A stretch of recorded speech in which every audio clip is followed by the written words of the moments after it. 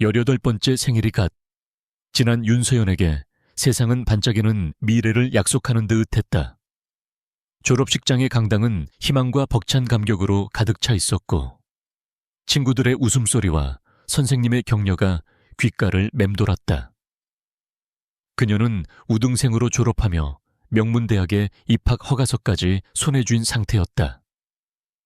아버지의 탄탄한 IT 기업인 유성테크의 외동딸로서 그녀의 길은 탄탄대로처럼 보였다. 하지만 그 모든 것이 거대한 파도 앞에 놓인 모래성이라는 사실을 깨닫기까지는 오랜 시간이 걸리지 않았다. 집으로 돌아왔을 때 축하 파티 대신 그녀를 맞이한 것은 무겁게 가라앉은 침묵이었다. 거실 소파는 아버지와 어머니가 넋이 나간 표정으로 앉아 있었다. 평생 강인함의 상징이었던 아버지의 어깨는 무너져 내렸고 어머니의 눈가는 붉게 물들어 있었다. 테이블 위에는 복잡한 서류들이 어지럽게 흩어져 있었다. 그 서류들은 은성그룹이라는 거대한 이름 아래 유성테크의 운명이 경각에 달렸음을 알리는 사망 선고서나 다름없었다. 은성그룹의 적대적 인수합병 시도로 인해 회사는 창립 이래 최대의 위기를 맞았고 수십 년간 아버지의 피땀으로 일궈온 모든 것이 허공으로 사라질 위기에 처해 있었다. 서연은 그제야 며칠간 부모님의 얼굴에 드리워져 있던 어두운 그림자의 정체를 알 수 있었다. 바로 그때 현관문이 열리고 냉기마저 감도는 듯한 한 남자가 들어섰다. 흠잡을 데 없이 완벽한 검은색 정장을 입은 그는 권지혁, 은성그룹의 회장이었다. 30의 나이에 금융계를 집어삼킨 얼음군주. 그의 등장은 집안의 공기를 순식간에 얼려버렸다. 감정이라곤 찾아볼 수 없는 그의 깊은 눈은 거실의 절망적인 풍경을 천천히 훑었고 마지막으로 이제 막 교복을 벗은 서연에게 멈췄다. 그의 시선은 마치 날카로운 칼날 같아서 서연은 저도 모르게 숨을 참았다. 그는 어떤 동정이나 연민도 없이 오직 목적만을 위해 움직이는 포식자처럼 보였다. 권지혁은 테이블로 다가와 서류 하나를 꺼내 서연의 아버지 앞에 밀어놓았다. 그것은 유성테크의 모든 부채를 탕감하고 경영권을 보장하며 심지어 추가 자금 지원까지 약속하는 파격적인 조건의 계약서였다. 절망의 늪에서 발견한 동아줄이었지만 세상에 공짜는 없었다. 서연의 아버지가 떨리는 목소리로 조건을 묻자 권지혁은 처음으로 시선을 서연에게 고정한 채 입을 열었다. 그의 목소리는 그의 표정만큼이나 차가웠다.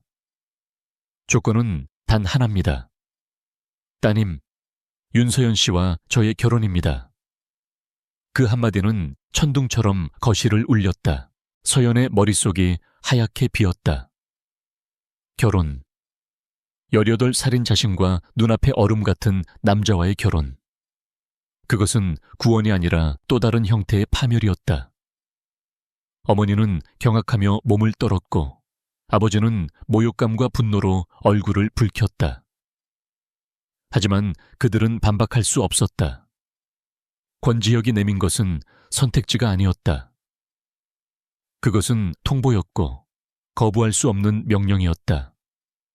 그는 유성테크와 수백 명 직원들의 목숨을 손에 쥔 채 가장 연약한 재물인 서연을 요구하고 있었다. 서연은 권지혁의 눈을 똑바로 마주보았다. 그 깊이를 알 수 없는 눈동자 속에서 그녀는 어떤 감정도 읽을 수 없었다. 그 순간 서연은 깨달았다. 이것은 감정의 교류나 인간적인 타협이 가능한 상황이 아니었다. 이것은 철저한 비즈니스이며 자신은 그 거래의 가장 중요한 담보물이었다. 그녀는 평생을 바둑에 심취했다. 수많은 밤을 새워 기보를 복기하고 돌 하나하나에 담긴 의미를 파고들었다. 지금 이 순간 그녀의 인생은 거대한 바둑판이 되었고 권지혁은 막강한 세력을 구축한 상대로 나타났다.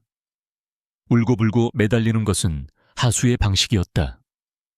판세를 읽고 상대의 의도를 파악하며 보이지 않는 틈을 노려야 했다. 그녀는 떨리는 숨을 가다듬고 자리에서 일어섰다. 제가 그 계약서에 서명하면 아버지의 회사는 정말로 안전한 겁니까? 서연의 목소리는 놀랍도록 차분했다. 그녀의 질문에 권지혁의 눈썹이 미세하게 움직였다. 어린 소녀의 겁에 질린 반응을 예상했던 그는 의외라는 듯 서연을 다시 바라보았다.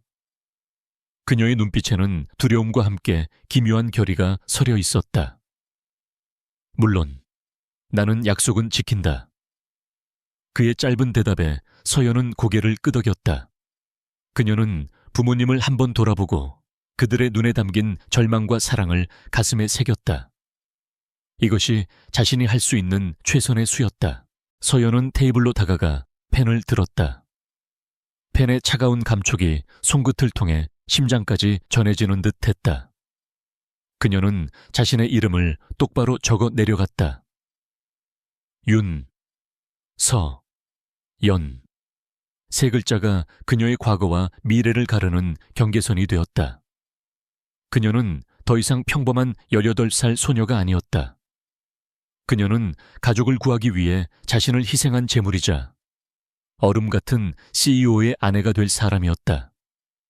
그리고 언젠가는 이 부당한 거래의 판을 뒤집고야 말겠다고 다짐하는 침묵의 전사였다.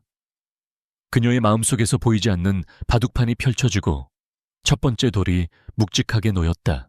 서명을 마친 계약서를 권지혁이 무심하게 집어들었다. 그는 서류를 확인한 후 아주 희미하게 고개를 끄덕이는 것으로 모든 것을 마무리했다.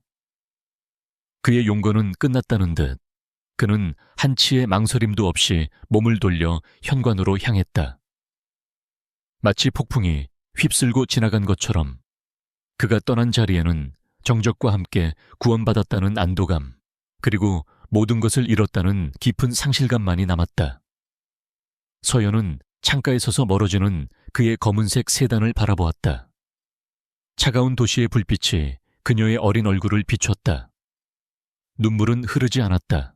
대신 그녀의 눈은 다음 수를 고민하는 기사처럼 고요하고 깊게 빛나고 있었다. 서연은 자신의 방으로 돌아와 낡은 바둑판을 꺼냈다.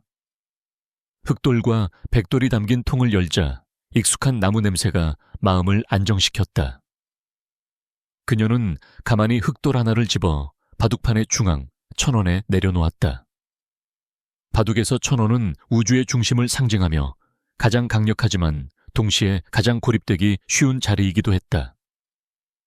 지금 자신의 처지와 같았다. 모두를 구했지만 이제 그녀는 완벽히 혼자였다. 그녀는 권지혁이라는 거대한 세력에 맞서 이 고립된 자리에서부터 자신만의 집을 지어야만 했다. 그의 의도는 무엇일까? 왜 하필 그녀였을까? 단순한 사업적 결합 이상의 무언가가 있을 것이 분명했다. 그녀는 수많은 질문들을 머릿속으로 되뇌며 바둑판을 노려보았다. 권지혁의 행동 하나하나, 말투, 표정까지 복기하기 시작했다. 감정이 없는 그의 얼굴 뒤에 숨겨진 진짜 목적을 찾아야 했다. 이것은 단순히 버티는 싸움이 아니었다. 이기기 위한 싸움이었다. 그녀의 손가락이 천천히 움직여 백돌 하나를 집었다. 그리고는 흑돌의 바로 옆에 내려놓았다. 접전의 시작이었다. 이제 막 18해를 살아온 그녀에게는 너무나도 가혹한 싸움이었지만 물러설 곳은 없었다. 그녀는 자신의 인생을 건 이 거대한 대국에서 반드시 승리해야만 했다. 다음 날 아침 신문 한 면에는 은성그룹이 유성테크에 대한 적대적 M&A를 전격 철회하고 오히려 대규모 투자를 통해 상생 협력을 발표했다는 기사가 대서특필되었다. 세상은 권지혁의 예측 불가능한 행보에 놀라움을 표하며 그의 결단을 칭송했다. 아무도 그 이면에 한 소녀의 희생이 담긴 차가운 거래가 있었다는 사실을 알지 못했다. 서연은 신문을 묵묵히 내려놓았다. 아버지의 회사 주가는 폭등했고 직원들은 안도의 한숨을 내쉬었다. 그녀가 원했던 결과였지만 마음 한구석이 시리게 아파왔다. 며칠 후 권지혁의 비서로부터 연락이 왔다. 결혼 준비를 위한 일정과 신부 수업에 대한 안내였다. 그녀의 의견은 조금도 반영되지 않은 철저하게 짜인 스케줄이었다. 서연은 담담하게 모든 것을 받아들였다. 반항하거나 저항하는 것은 무의미한 에너지 낭비라는 것을 알았다. 지금은 힘을 비축하고 상대에 대해 더 많은 것을 알아내야 할 때였다. 그녀는 최고의 디자이너가 만든 웨딩드레스를 입고 최고급 보석을 착용하면서도 마치 다른 사람의 옷을 입은 것처럼 무감각했다. 그녀의 진짜 전쟁터는 화려한 결혼식장이 아니었기 때문이다. 결혼식은 세간의 엄청난 관심 속에 치러졌다. 재계의 거물과 어린 신부의 결합은 온갖 추측과 가십을 낳았다. 서연은 수많은 카메라 플래시와 하객들의 시선 속에서 기계적으로 미소를 지었다. 그녀의 옆에 선 권지혁은 조각상처럼 완벽했지만 여전히 어떤 온기도 느껴지지 않았다. 결혼 서약을 하고 반지를 교환하는 순간 서연은 그의 차가운 손가락이 자신의 손에 닿는 것을 느꼈다. 그 짧은 접촉에서조차 어떤 감정의 교류도 없었다. 그는 철저히 자신의 역할을 연기하고 있었고 서연 역시 마찬가지였다. 화려한 결혼식은 그렇게 두 주연 배우의 완벽한 연기 속에서 막을 내렸다. 그날 밤 도시의 야경이 한눈에 내려다 보이는 펜트하우스의 넓은 침실에 들어선 서연은 거대한 적막감에 휩싸였다. 권지혁은 서재로 직행했고 그녀에게는 침실만이 허락되었다. 그는 결혼 첫날 밤에도 그녀에게 눈길 한 번 주지 않았다.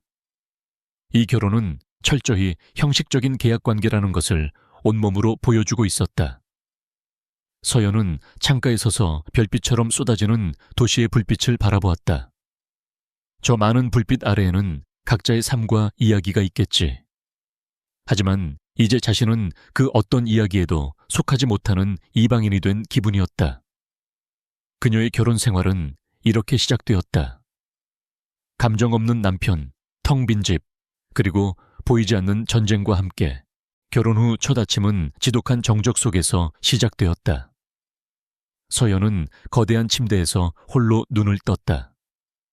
밤새 뒤척인 흔적 하나 없이 완벽하게 정돈된 침실은 마치 호텔의 쇼룸 같았다. 무채색의 벽지와 미니멀한 가구, 개인적인 물건이라고는 찾아볼 수 없는 공간. 모든 것이 권지혁이라는 남자를 닮아 있었다. 차갑고 계산적이며 한치의 감정적 동요도 허용하지 않는 철옹성.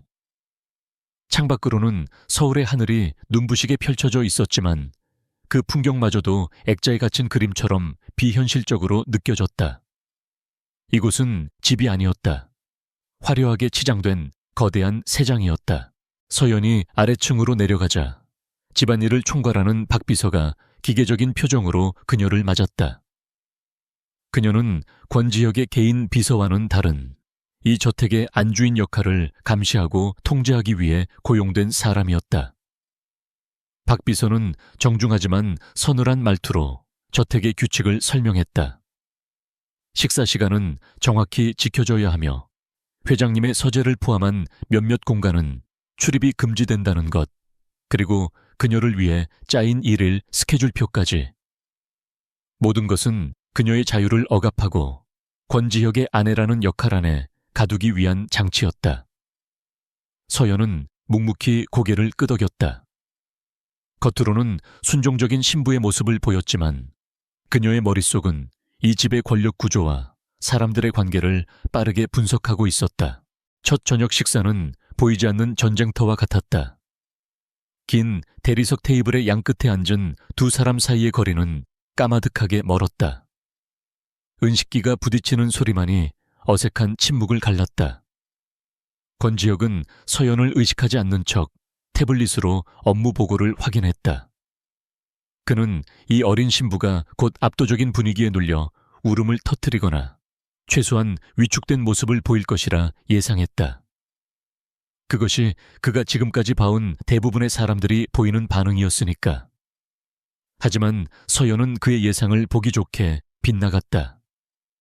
그녀는 조용히 그리고 우아하게 식사를 이어갔다. 침묵을 먼저 깬 것은 서연이었다. 유성테크와의 협력에 관한 기사 잘 보았습니다. 특히 인공지능 기반 보안기술 부문에 대한 투자는 탁월한 결정이셨더군요. 그녀의 목소리는 맑고 또렷했다.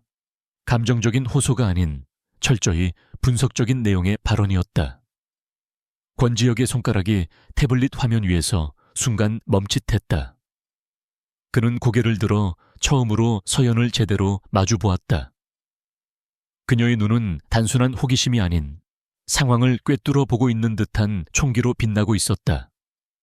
사업적인 부분까지 신경 쓸 필요 없어.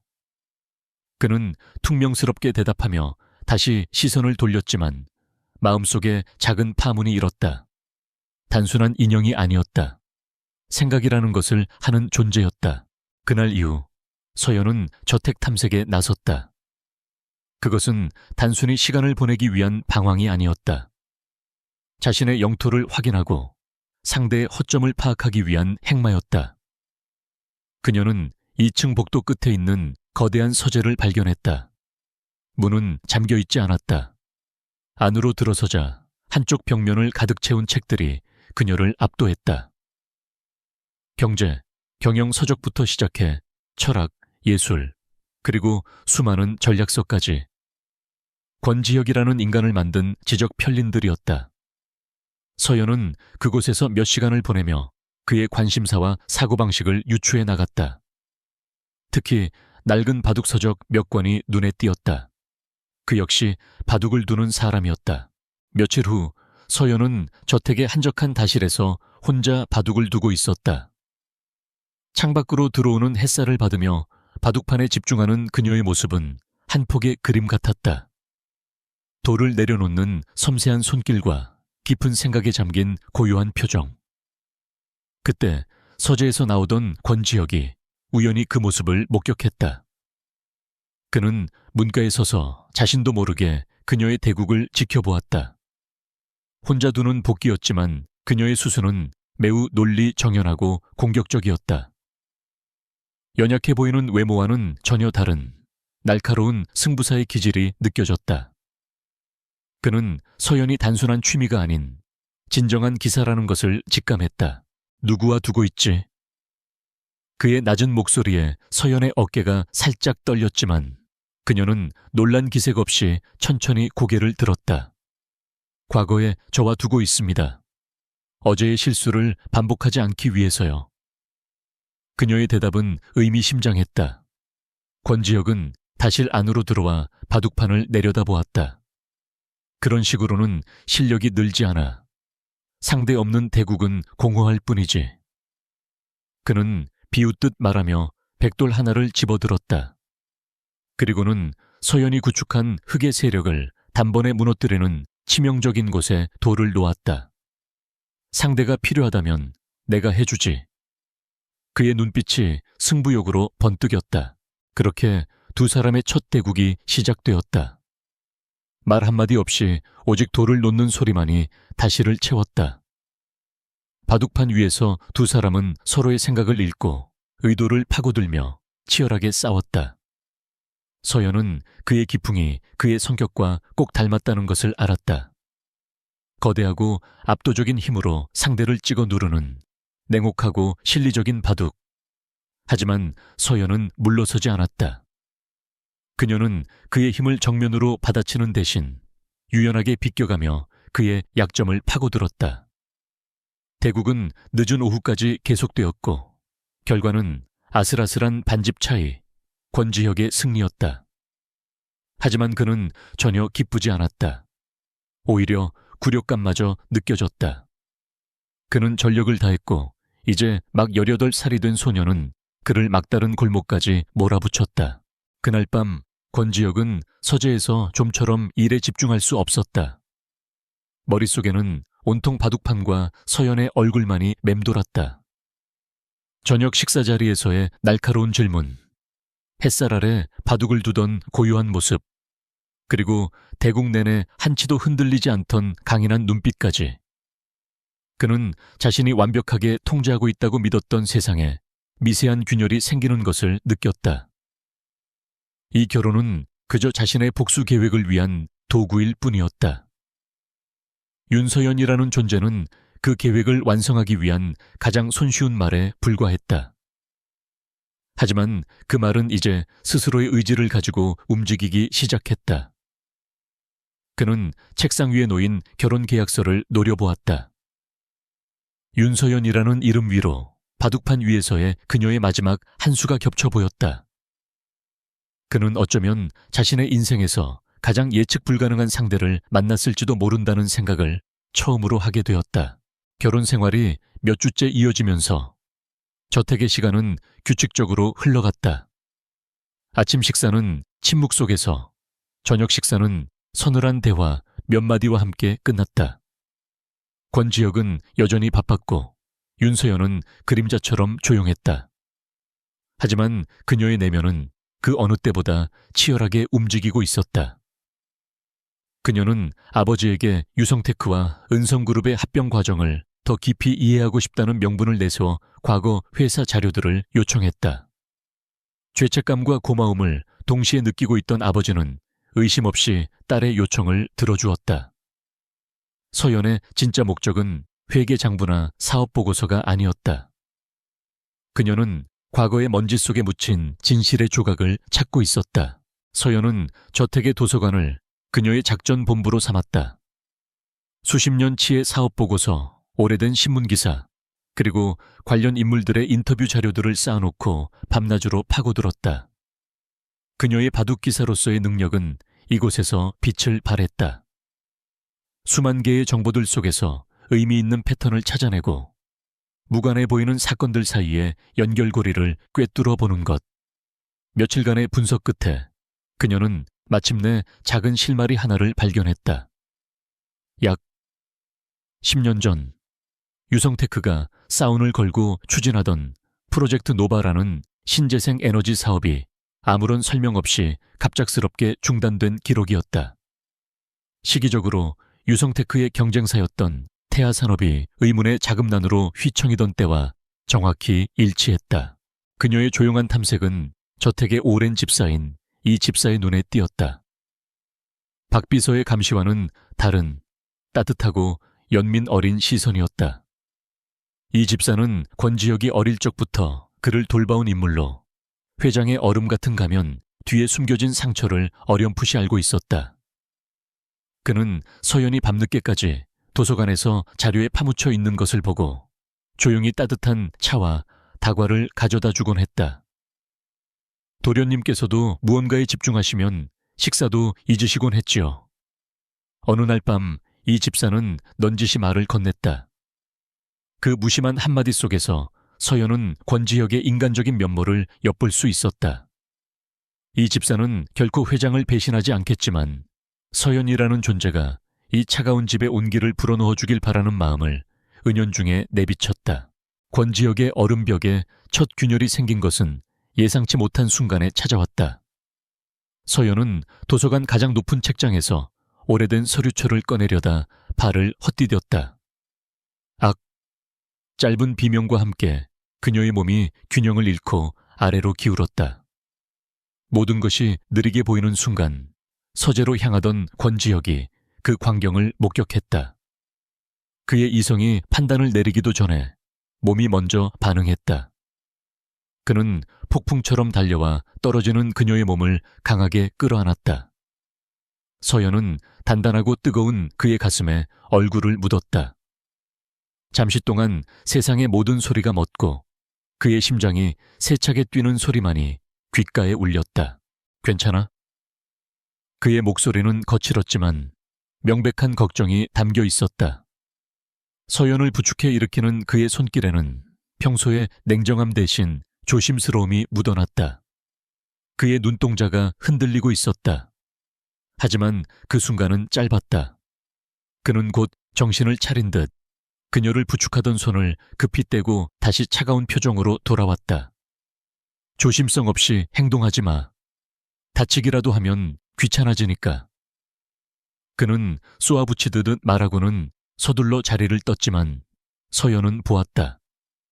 찰나의 순간 스쳐 지나간 그의 진짜 얼굴을, 그의 가슴에서 느껴졌던 뜨거운 온기와 심장 박동이 그녀의 안에 선명하게 남아 있었다. 그는 완벽한 얼음 조각이 아니었다. 그날의 사건 이후 서연은 더욱 확신을 가지고 조사에 매달렸다. 이 집사가 건넸던 10년 전 그날 이후로 모든 것이 변했다는 혼잣말이 머릿속을 맴돌았다.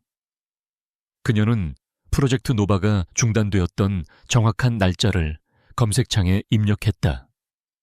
수많은 기사들 속에서 그녀는 사회면에 아주 작은 단신 기사 하나를 발견했다. 은성그룹 권민준 회장, 의문의 교통사고로 사망. 기사에는 처참하게 부서진 차의 사진과 함께 현장에서 망연자실한 표정으로 서 있는 어린 권지혁의 모습이 흐릿하게 담겨 있었다. 심장이 쿵하고 내려앉았다. 모든 조각이 마침내 제자리를 찾았다. 아버지의 프로젝트 중단, 경쟁사의 위기, 그리고 권지혁 아버지의 죽음. 이 모든 사건이 같은 시기에 일어났다. 이 결혼은 단순한 기업 사냥이나 복수가 아니었다. 그것은 10년 전 비극에서 시작된 깊고 어두운 상처와 오해의 결과물이었다. 권지혁은 아버지를 앗아간 그날의 진실을 쫓고 있었고, 그 과정에서 유성테크와 윤서연이 어떤 식으로든 연관되어 있다고 믿고 있는 것이 분명했다. 서연은 태블릿 화면 속 어린 권지혁의 사진을 가만히 들여다보았다. 세상 모든 것을 잃은 듯한 소년의 텅 빈 눈동자. 그녀는 처음으로 그를 향한 분노나 두려움 대신 알 수 없는 연민을 느꼈다. 그녀의 상대는 냉혈한 기업 사냥꾼이 아니었다. 아버지의 죽음에 대한 진실을 찾기 위해 스스로를 얼음 속에 가두어버린 상처 입은 소년이었다. 이 사실을 깨닫자 서연의 마음가짐이 완전히 바뀌었다. 이것은 더 이상 이기고 지는 승부가 아니었다. 얽히고 설킨 오해의 실타래를 풀고 과거의 비극 속에 갇힌 두 가족을 구원해야 하는 싸움이었다. 그녀는 이 거대한 대국에서 이기는 것뿐만 아니라 자신의 상대를 구해야만 했다. 서연은 태블릿을 덮고 창밖을 바라보았다. 밤에 장막이 내린 정원 위로 차가운 달빛이 쏟아지고 있었다. 그녀의 눈빛은 그 어느 때보다 단단하고 깊어졌다. 새로운 국면이 시작되고 있었다. 과거의 비극을 알게 된 서연의 목표는 명확해졌다. 이제는 방어만 할 수 없었다. 적의 심장부로 들어가 진짜 위협이 무엇인지 파악해야 했다. 그녀는 저녁 식사 자리에서 권지혁에게 처음으로 무언가를 요구했다. 당신의 아내로서 당신의 세계를 이해하고 싶어요. 은성그룹에 가보고 싶습니다. 그녀의 목소리는 차분했지만 그 안에는 흔들림 없는 의지가 담겨 있었다. 권지혁은 의외라는 듯 그녀를 바라보았다. 그의 통제된 세상 안에서 얌전히 지낼 것이라 생각했던 어린 신부의 당돌한 요구였다. 잠시 생각에 잠겼던 그는 이내 차갑게 대답했다. 좋아. 단 어떤 일에도 끼어들지 않는다는 조건이다. 그는 그녀의 의도를 시험해보고 싶었을지도 모른다. 혹은 자신의 성 안에 들어온 이 작은 새가 과연 무엇을 할 수 있을지 궁금했을지도. 은성그룹 본사 빌딩은 그 자체로 하나의 거대한 왕국이었다. 유리와 강철로 이루어진 마천루는 주변의 모든 것을 압도하며 하늘을 찌를 듯 솟아있었다. 서연이 로비에 들어서는 순간 모든 시선이 그녀에게로 쏠렸다. 호기심, 경계, 그리고 어린 신부에 대한 은밀한 경멸이 뒤섞인 시선들이었다. 직원들은 거대한 톱니바퀴 위에 부속품처럼 냉정하고 효율적으로 움직였다. 이곳은 감정이 배제된 오직 실력과 결과만이 존재하는 치열한 전쟁터였다. 서연은 주눅들지 않고 오히려 그 모든 것을 자신의 눈과 마음에 담았다. 이 거대한 성의 구조와 흐름을 파악해야 했다. 그녀는 그곳에서 조진우 이사를 처음 만났다. 그는 은성그룹의 핵심 임원 중 한 명으로 유성테크에 대한 적대적 인수를 가장 강력하게 주장했던 인물이었다. 그는 사람 좋은 미소를 지으며 서연에게 다가와 깍듯하게 인사했지만 그의 눈은 웃고 있지 않았다. 회장님의 아내 되시는 분을 직접 뵙게 되어 영광입니다. 어린 나이에 고생이 많으시겠습니다. 그는 서연을 위아래로 훑어보며 교묘하게 그녀를 얕잡아 보았다. 서연은 그가 단순한 야심가가 아니라 목적을 위해서라면 무엇이든 할 수 있는 위험한 인물이라는 것을 단번에 간파했다. 바둑판 위에 나타난 예측 불가능한 변수를 놓는 교활한 적수였다. 얼마 후 은성그룹이 주최하는 대규모 자선 행사가 열렸다. 서연은 권지혁의 아내로서 당연히 참석해야 했다. 화려한 드레스를 입고 수많은 재계 인사들 앞에 선 그녀의 모습은 가십을 좋아하는 사람들에게 좋은 먹잇감이었다.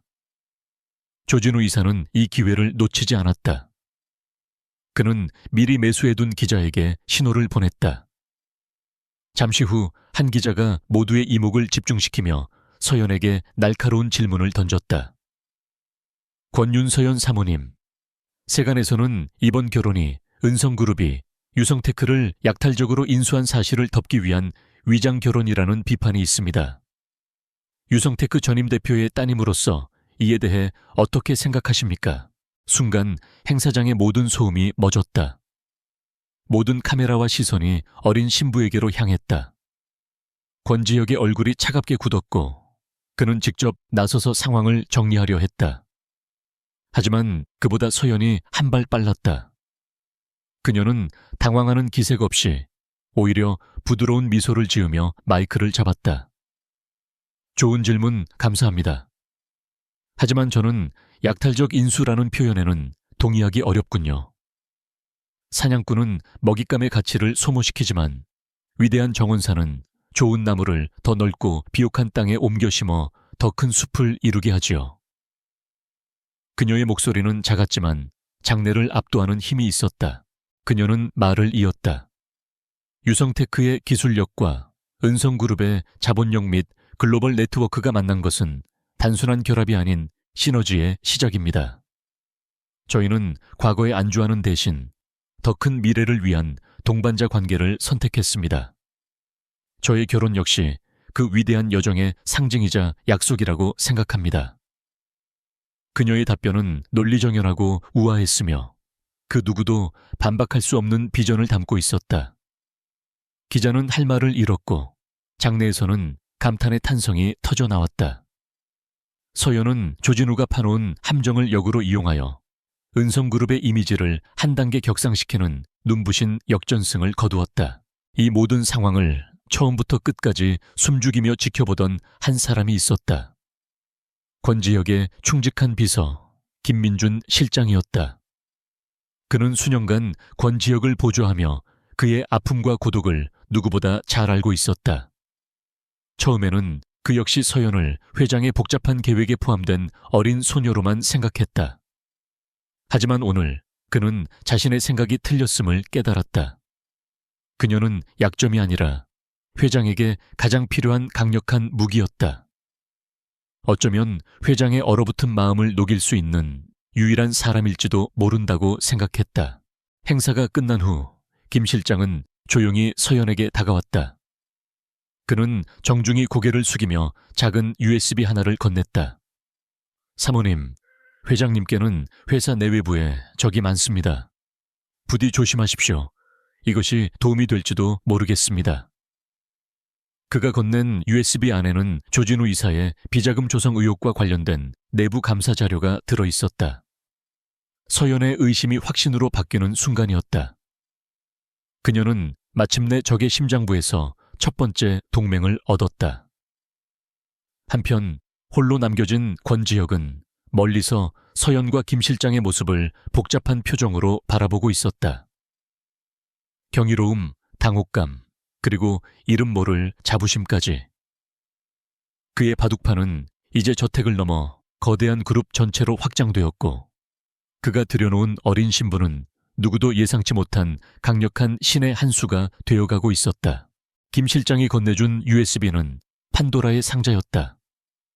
그 안에는 조진우 이사가 지난 몇 년간 유령 회사를 통해 비자금을 조성하고 내부 정보를 이용해 주가를 조작한 정황이 담겨 있었다. 하지만 이것만으로는 부족했다. 서연이 찾고 있는 것은 10년 전의 비극과 조진우를 연결할 결정적인 고리였다. 기업 감사 자료만으로는 한계가 있었다. 그녀에게는 과거의 시간을 직접 목격한 사람의 증언이 필요했다. 그리고 이 저택에서 그 기억을 고스란히 간직하고 있는 사람은 단 한 명뿐이었다. 바로 이 집사였다. 서연은 더 이상 그를 회피하거나 어려운 질문으로 몰아붙이지 않았다. 대신 그녀는 인간적인 공감으로 다가갔다.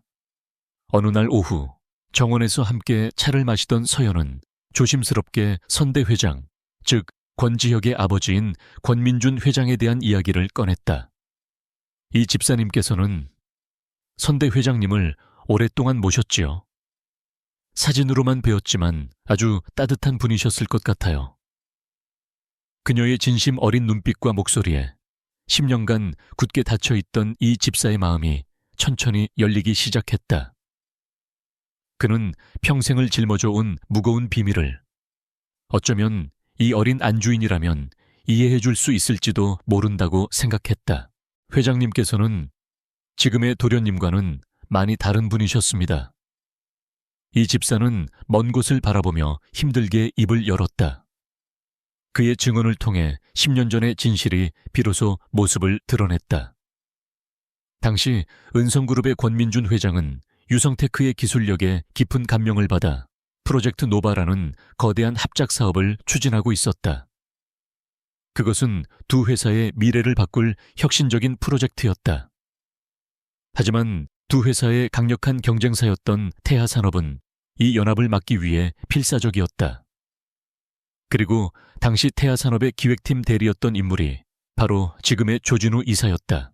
비극이 일어난 그날 밤의 이야기가 이어졌다. 원래 권민준 회장은 서연의 아버지와 단독으로 만나 프로젝트의 최종 계약서에 서명하기로 되어 있었다. 하지만 약속 장소로 향하던 그에게 한 통의 익명 제보 전화가 걸려왔다. 태하산업의 임원이 은성그룹 내부의 첩보원을 만나 프로젝트 기밀을 빼돌리려 한다는 내용이었다. 제보자가 알려준 장소는 기존 약속 장소에서 한참 떨어진 외진 창고였다. 아버지는 그저 계약이 미뤄졌다고만 알고 있었지. 이런 급박한 상황이 벌어지고 있는 줄은 꿈에도 몰랐다. 권민준 회장은 계약보다 내부의 적을 색출하는 것이 먼저라고 판단했다. 그는 빗길을 뚫고 홀로 제보 장소로 차를 몰았다. 그리고 그곳에서 그는 돌아오지 못했다. 그의 차를 덮친 대형 트럭은 그대로 사라졌고 사건은 단순 빗길 교통사고로 종결되었다. 10대 소년이었던 권지혁은 아버지가 마지막 순간에 만나려 했던 사람이 서연의 아버지였다는 사실, 그리고 그가 약속 장소에 나타나지 않았다는 사실에 집착했다. 슬픔과 분노에 눈이 먼 그는 서연의 아버지가 아버지를 함정으로 유인한 공범이라고 믿어버렸다. 이 집사의 이야기를 들으며 서연의 머릿속에서는 모든 퍼즐 조각이 섬광처럼 맞춰졌다. 조진우. 그는 태하산업의 정보를 이용해 권민준 회장을 외진 곳으로 유인했다. 그리고 사고를 위장해 그를 제거했다. 경쟁사의 수장을 제거하고 프로젝트를 무산시킨 공로로 그는 태하산업에서 승승장구했고 훗날 더 큰 야망을 품고 은성그룹으로 자리를 옮겼다. 유성테크와 서연의 아버지는 그저 그의 거대한 악행에 휘말린 비극적인 조연이었을 뿐이다. 권지혁의 10년에 걸친 복수는 교활한 살인자가 파놓은 오해의 늪에서 시작된 것이었다. 그의 모든 행동이 이제야 이해가 되었다. 그가 유성테크를 파멸 직전까지 몰아붙인 이유, 그리고 굳이 그녀와의 결혼을 통해 회사를 손에 넣으려 했던 이유까지도. 그는 복수를 위해 스스로를 얼음 감옥에 가두고 가장 확실한 증거라고 믿었던 유성테크를 천천히 해체하며 진실을 찾으려 했던 것이다. 서연은 더 이상 그에게 분노를 느끼지 않았다. 대신 가슴을 애는 듯한 깊은 슬픔과 연민이 밀려왔다. 그는 가해자가 아니었다. 아버지의 죽음 이후 10년이라는 긴 시간 동안 길을 잃고 헤매온 또 다른 피해자였다. 그날 밤 서연은 이 집사가 조용히 건네준 낡은 앨범을 펼쳐보았다. 앨범 속에는 환하게 웃고 있는 권민준 회장과 그의 곁에서 수줍지만 밝은 미소를 짓고 있는 10대 시절의 권지혁이 있었다. 지금의 그에게서는 상상조차 할 수 없는 따뜻하고 생기 넘치는 모습이었다. 사진 속의 저 소녀는 도대체 어디로 사라져 버린 것일까? 서연은 사진 속 소년의 얼굴을 가만히 어루만졌다. 그녀의 마음속에 새로운 결심이 굳건히 자리 잡았다. 이 길고 혹독한 겨울을 끝내야 한다. 조진우의 죄를 만천에 드러내고 억울하게 죽은 그의 아버지의 정의를 되찾아 주어야 한다. 그리고 무엇보다 저 사진 속의 소년을 그에게 되찾아 주어야 한다. 이제 그녀의 싸움은 자신의 자유를 위한 것이 아니었다. 그를 구원하기 위한 전쟁이었다. 진실의 모든 조각을 손에 쥔 서연은 더 이상 기다리지 않았다. 하지만 섣부른 공격은 금물이었다. 10년 동안 증오라는 갑옷을 입고 살아온 권지혁에게 다짜고짜 진실을 들이미는 것은 그를 더 깊은 동굴 속으로 몰아넣는 어리석은 행마일 뿐이었다. 그녀는 이 거대한 판의 흐름 자체를 바꿔야 했다. 서연은 하루 종일 다실에 앉아 텅 빈 바둑판을 응시했다. 술을 놓는 대신 그녀는 권지혁의 마음을 읽고 그의 다음 반응을 예측하며 수백 가지의 시나리오를 머릿속으로 그렸다. 마침내 그녀의 전략이 완성되었을 때 그녀는 비서실을 통해 권지혁에게 정식으로 면담을 요청했다. 장소는 그의 성격 서재였다. 권지혁은 다소 의아했지만 그녀의 요청을 수락했다. 약속된 시간에 서재 문을 열고 들어선 서연의 손에는 서류 가방이 아닌 낡은 바둑판이 들려 있었다. 그녀는 그의 허락도 구하지 않고 그의 거대한 책상 맞은편에 바둑판을 내려놓았다. 서재의 공기가 팽팽하게 당겨졌다. 무슨 짓이지? 그의 목소리에 날선 경계심이 묻어났다. 서연은 대답 대신 앨범에서 꺼내온 낡은 사진 한 장을 책상 위에 조심스럽게 올려놓았다. 환하게 웃는 아버지의 곁에 서 있던 앳되고 행복해 보이는 소년의 사진이었다. 당신이 그날 무엇을 잃어버렸는지 이제는 조금 알 것 같아요. 서연의 목소리는 조용했지만 깊은 울림이 있었다. 그것은 동정도 계산된 위로도 아니었다. 그의 가장 깊은 상처를 향한 진심 어린 공감이었다. 권지혁의 눈동자가 세차게 흔들렸다. 그는 공격을 예상했지만 방어벽을 허무는 뜻밖의 수에 허를 찔렸다.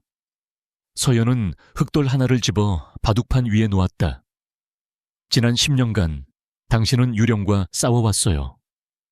그녀는 또 다른 흑돌을 놓으며 말했다. 이것이 아버지의 죽음이라는 첫 번째 수. 그리고 이것은 당신이 적이라고 믿었던 저의 아버지라는 두 번째 수. 그녀의 손이 잠시 멈췄다. 그녀는 바둑통에서 백돌 하나를 꺼내 들었다. 그리고는 두 개의 흑돌 사이를 교묘하게 파고드는 전혀 다른 자리에 그 돌을 내려놓았다. 하지만 만약 당신이 싸우던 상대가 처음부터 존재하지 않았다면요? 만약 이 모든 판을 그림자 속에서 조종하며 이득을 챙긴 제3자가 있었다면 어떨까요? 서연은 그제야 김 실장에게 받은 자료와 자신이 추가로 찾아낸 증거들을 책상 위에 펼쳐놓았다. 10년 전 태하산업 내부 자료, 조진우의 당시 행적, 익명의 제보 전화 발신지 추적 기록, 그리고 사고 트럭 운전사의 행방에 대한 의문점까지. 모든 증거는 단 한 사람, 조진우를 가리키고 있었다. 권지혁의 세상이 무너져 내렸다. 10년간 그의 삶을 지탱해온 유일한 기둥이었던 복수의 대상이 신기루처럼 사라지는 순간이었다. 말도 안 돼. 이건 아버지를 변호하기 위한 네 수작일 뿐이야. 그의 첫 반응은 격렬한 부정이었다. 이성과 감정이 그의 안에서 미친 듯이 충돌했다. 하지만 서연의 눈은 조금도 흔들리지 않았다. 이건 제 아버지를 위한 변호가 아니에요. 이건 당신의 아버지를 위한 진실이에요. 그녀의 단호한 목소리가 그의 마지막 저항을 무너뜨렸다. 서연이 내민 증거들은 너무나도 논리정연했고 그가 지난 10년간 품어왔던 의문의 조각들과 완벽하게 들어맞았다. 그의 얼음 갑옷이 산산조각나며 그 안에 숨겨져 있던 혼란과 고통, 그리고 허무함이 드러났다. 서연은 그의 무너진 얼굴을 가만히 바라보다 마지막 결정적인 수를 던졌다. 조진우 이사는 당신이 저와의 결혼으로 약해졌다고 판단하고 있어요. 그는 곧 열릴 주주총회에서 당신의 모든 것을 빼앗으려 할 겁니다. 그가 파놓은 함정 위에서 우리끼리 싸우는 건 이제 그만해요. 그녀는 권지혁의 눈을 똑바로 바라보았다. 그 눈에는 더 이상 두려움이나 적개심이 없었다. 오직 굳건한 신뢰와 연대만이 담겨 있었다. 이제 이 싸움 같이 해요. 당신의 아버지를 죽인 진짜 범인을 심판해서 그분의 명예를 되찾아 드려요. 그것은 협박도 애원도 아니었다. 패배 직전의 왕에게 건네는 전세를 뒤집을 수 있는 유일한 동맹 제안이었다. 서재 안에는 무거운 침묵이 흘렀다. 권지혁은 서연이 펼쳐놓은 진실의 바둑판과 그녀의 얼굴을 번갈아 보았다. 그는 처음으로 그녀를 제대로 보았다. 복수를 위한 도구도 철없는 어린 신부도 아니었다. 자신의 가장 깊은 고통을 이해해준 유일한 사람이자 이 지독한 싸움을 끝낼 수 있는 비범한 전략가였다. 잠시 후 그의 떨리는 손이 천천히 움직였다. 그는 흑돌 하나를 집어들어 서연이 놓은 백돌 바로 옆자리에 나란히 내려놓았다. 어떤 말도 필요 없었다. 그것은 완벽한 동의이자 굳은 맹세였다. 길고 외로웠던 냉전이 끝나고 가장 위험하고 강력한 동맹이 탄생하는 순간이었다.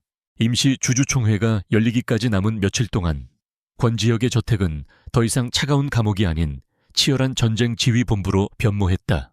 서재의 거대한 테이블 위에는 복잡한 재무제표와 10년 전 사건 기록, 그리고 조진우의 예상 공격 루트와 그에 대한 방역 시나리오가 빽빽하게 펼쳐져 있었다. 권지혁과 윤서연은 밤을 새워가며 마지막 전략을 다듬었다. 그들 사이에는 더 이상 차가운 벽이 존재하지 않았다. 날선 토론과 의견 충돌이 오갔지만 그 밑바탕에는 서로에 대한 깊은 신뢰가 깔려 있었다. 김 실장은 외부에서 실시간으로 정보를 수집하며 그들의 눈과 귀가 되어주었다. 그들은 하나의 팀이었다. 마침내 운명의 날이 밝았다. 은성그룹 본사 대강당은 수백 명의 주주와 이사진, 그리고 기자들로 가득 차 숨막히는 긴장감이 흘렀다. 단상에 선 권지혁은 굳건해 보였지만 그를 지지하는 세력은 거의 없어 외로운 섬처럼 보였다. 서연은 권지혁이 마련해준 가족석이 아닌 협력사 유성테크 대표 자격으로 주주석 맨 앞줄에 앉았다. 모든 것이 계획된 포석이었다. 그녀의 존재 자체가 오늘 이 싸움의 가장 중요한 변수가 될 터였다. 예상대로 총회가 시작되자마자 조진우 이사가 마이크를 잡았다. 그는 비통한 표정을 지으며 권지혁의 독단적인 경영과 리더십 부재를 조목조목 비판하기 시작했다. 존경하는 주주 여러분, 지금 은성그룹은 전례 없는 위기에 처해 있습니다. 회장께서는 검증되지 않은 회사인 유성테크에 막대한 자금을 쏟아붓고 심지어 그 회사의 어린 딸과 이해할 수 없는 결혼까지 감행했습니다. 그는 조작된 재무자료를 스크린에 띄우며 유성테크를 그룹의 재정을 갉아먹는 암적인 존재로 묘사했다. 그의 선동에 주주들이 술렁이기 시작했다. 분위기는 순식간에 권지혁에게 불리하게 돌아갔다. 권지혁은 조진우의 모든 공격을 묵묵히 들었다. 마침내 장내가 소란으로 가득 찼을 때 그는 조용히 마이크를 잡았다. 조진우 이사님의 우려 잘 들었습니다. 저의 결혼과 유성테크와의 파트너십에 대한 주주 여러분의 의구심을 풀어드리는 것이 제 의무라고 생각합니다. 그는 잠시 숨을 고른 뒤 모두의 예상을 깨는 발언을 했다. 그 설명은 당사자에게 직접 듣는 것이 가장 정확할 것입니다. 유성테크의 대표이자 제 아내인 윤서연 대표를 이 자리로 모시겠습니다. 모든 시선이 일제히 주주석 맨 앞줄의 어린 소녀에게로 향했다. 서연은 조금의 망설임도 없이 자리에서 일어나 단상으로 걸어 나갔다. 작은 체구였지만 그녀의 걸음걸이에서는 그 누구도 무시할 수 없는 당당함이 뿜어져 나왔다. 그녀는 먼저 조진우가 제시한 자료의 허점을 날카롭게 파고들며 반박했다. 조 이사님께서 보여주신 자료는 개발 초기 단계의 비용만을 부각한 악의적인 편집입니다. 그녀는 진짜 실적이 담긴 자료를 스크린에 띄우며 유성테크의 기술이 곧 가져올 폭발적인 성장 가능성을 명확한 데이터로 증명해 보였다. 분위기가 조금씩 바뀌기 시작했다. 그리고 그녀는 결정적인 한 수를 던졌다. 조 이사님께서는 저희 두 회사의 파트너십 동기를 의심하셨지요. 현재를 이해하기 위해서는 과거를 먼저 돌아봐야 합니다. 그녀는 10년 전 권민준 선대 회장과 자신의 아버지가 함께 꿈꿨던 프로젝트 노바에 대한 이야기를 꺼냈다. 장내가 숙연해졌다. 서연은 말을 멈추고 이사진석에 앉은 조진우를 똑바로 응시했다. 이 위대한 프로젝트는 의문의 방해 공작으로 무산되었습니다. 그리고 권민준 회장님의 죽음은 단순한 사고가 아니었습니다. 강당이 폭탄을 맞은 듯 술렁였다. 서연은 흔들림 없는 목소리로 10년 전의 진실을 하나씩 폭로하기 시작했다. 조진우에게서 시작된 익명의 제보 전화, 석연치 않았던 사고 처리 과정, 그리고 사고 직후 조진우가 태아산업에서 막대한 성공 보수를 챙긴 사실까지. 당신은 경쟁사의 회장을 제거하고 그 죄를 무고한 사람에게 뒤집어 씌웠습니다. 그리고 이제는 그 아들의 자리까지 빼앗으려 하고 있습니다. 조진우의 얼굴이 하얗게 질렸다. 그는 자리에서 벌떡 일어나 거짓말이야. 저 어린애가 소설을 쓰고 있어. 라고 고래고래 소리쳤다. 그의 완벽했던 가면이 벗겨지고 추악한 민낯이 드러나는 순간이었다. 바로 그때 대강당의 뒷문이 열리고 김 실장과 함께 경찰 수사관들이 닥쳐왔다. 모든 소란이 거짓말처럼 멎었다. 권지혁이 서연의 옆에 서서 차갑게 얼어붙은 목소리로 선언했다. 조진우, 나의 아버지 구 권민준 회장을 살해하고 회사의 공금을 횡령한 혐의로 당신을 체포한다. 수사관들이 저항하는 조진우의 양팔을 붙잡고 수갑을 채웠다. 카메라 플래시가 미친 듯이 터지고 주주들은 경악을 금치 못했다. 아수라장이 된 강당 한가운데서 권지혁은 단상 위에 서 있었다. 그는 혼란스러운 인파를 넘어 자신의 곁에 선 서연을 바라보았다. 두 사람의 시선이 허공에서 마주쳤다. 길고 길었던 10년의 싸움이 마침내 끝났다. 폭풍이 지나간 자리에 새로운 질서가 자리 잡기 시작했다. 주주총회에서의 충격적인 진실 폭로 이후 은성그룹과 관련된 뉴스가 연일 언론을 장식했다. 조진우는 10년 전 권민준 회장 살해 교사 혐의와 천문학적인 규모의 횡령 혐의로 구속되어 재판을 기다리고 있었다. 그의 몰락과 함께 은성그룹 내부에 만연했던 부패의 고리들도 하나둘씩 잘려나갔다. 권지혁은 혼란을 수습하고 투명 경영을 선언하며 그룹의 신뢰를 회복하기 위해 전력을 다했다. 세상의 시선도 달라졌다. 얼음군주와 어린 신부의 정략결혼 스토리는 거대한 악에 맞서 싸운 젊은 부부의 영웅담으로 바뀌어 있었다.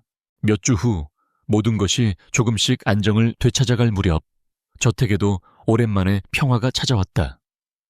더 이상 이곳은 차가운 새장이나 전쟁 지휘 본부가 아니었다. 비로소 두 사람이 함께 숨쉬는 집이 되어가고 있었다.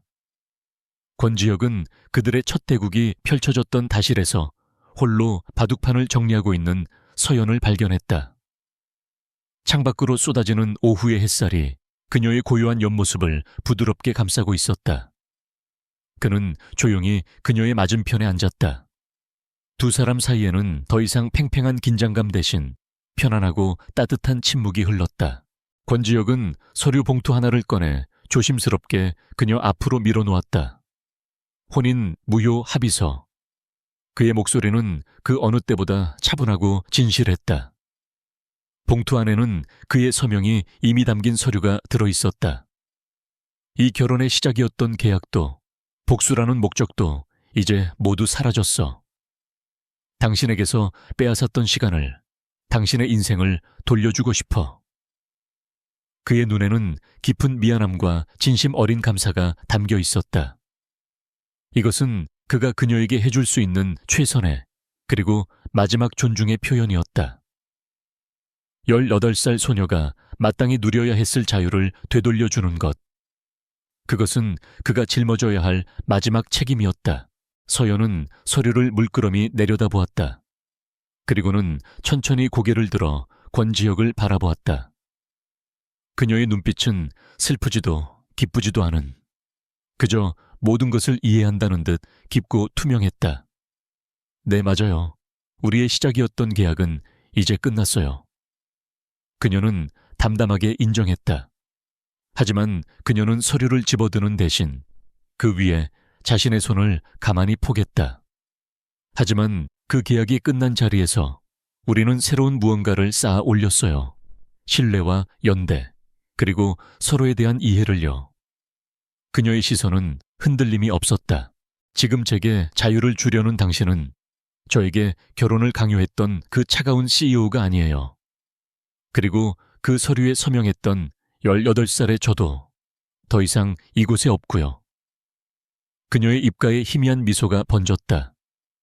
그 미소는 지난 모든 시련을 이겨낸 자의 단단함과 아름다움을 담고 있었다. 그녀는 서류를 그에게로 다시 밀어보냈다. 이 지긋지긋한 계약서는 이제 버려요.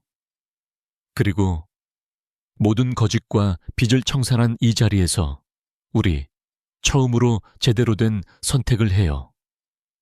그것은 사랑 고백도 애원도 아니었다. 동등한 자격으로 서로를 마주한 두 사람이 비로소 함께 만들어갈 새로운 관계에 대한 제안이었다.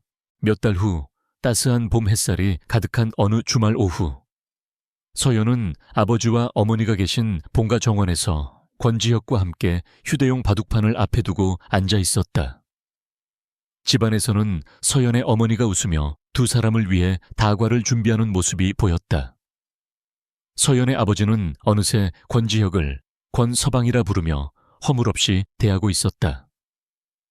권지혁의 얼굴에서는 더 이상 과거의 얼음 같은 냉정함을 찾아볼 수 없었다. 그는 서연을 바라볼 때마다 자신도 모르게 부드러운 미소를 짓고 있었다. 10년 만에 되찾은 그의 진짜 얼굴이었다. 이번엔 당신이 흑이야. 서연이 웃으며 말했다. 권지혁은 고개를 끄덕이고는 흑돌 하나를 집어들어 바둑판의 중앙 천원에 내려놓았다. 한때는 고립과 절망의 상징이었던 그 자리.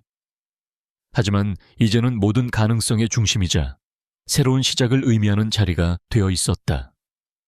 그가 돌을 놓자 서연이 기다렸다는 듯 백돌 하나를 집어들었다. 그리고는 그의 흑돌 바로 옆에 자신의 돌을 나란히 내려놓았다. 더 이상 적수가 아닌 인생이라는 거대한 바둑판을 함께 만들어 나갈 최고의 파트너로서. 두 사람의 새로운 대국은 그렇게 따스한 봄 햇살 속에서 이제 막 시작되고 있었다.